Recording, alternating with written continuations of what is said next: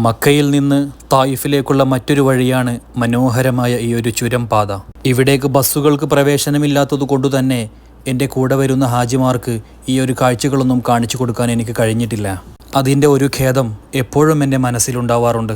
മക്കയിൽ വരുന്നവരൊക്കെ കഴിയുമെങ്കിൽ ചെറിയ ഒരു വാഹനമെടുത്ത് ഇതിലൂടെയൊക്കെ ഒന്ന് സഞ്ചരിക്കുക. രാത്രിയിലുള്ള തായിഫിലെ കാഴ്ചകൾ അതിഗംഭീരമാണ്. രാത്രിയിൽ തന്നെയാണ് സൂക്കുകളിലെ മിക്ക കടകളും തുറന്നു പ്രവർത്തിക്കുന്നത്. ഈ കാണുന്നത് പോലെയുള്ള അലങ്കാര ലൈറ്റുകളാണ് സൂക്കുകളെ ഇത്രയേറെ ഭംഗിയാക്കുന്നത്.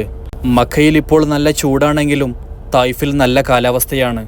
ചെറിയ തണുപ്പിലൂടെ ഇങ്ങനെ നടക്കാൻ എന്തൊരു രസമാണ്. ഉച്ചതിരിഞ്ഞ് തായിഫിൽ പോയ ഞാൻ രാത്രിയിലാണ് ചുരത്തിലൂടെ തിരിച്ചിറങ്ങുന്നത്. രാത്രിയിലെ ചുരത്തിലൂടെയുള്ള യാത്ര അതിഗംഭീരമാണ്. ഞാൻ എൻ്റെ വാഹനത്തിൽ നിന്നിറങ്ങി അവിടെയൊക്കെ ഒന്ന് നോക്കി നിന്നു. മനോഹരമായ കാഴ്ചകൾ. കരിമ്പാറകൾ നിറഞ്ഞ മലകൾക്കിടയിലൂടെ ഈ ചുരംപാത ഇങ്ങനെ മടങ്ങിയൊതുങ്ങി കിടക്കുന്നു.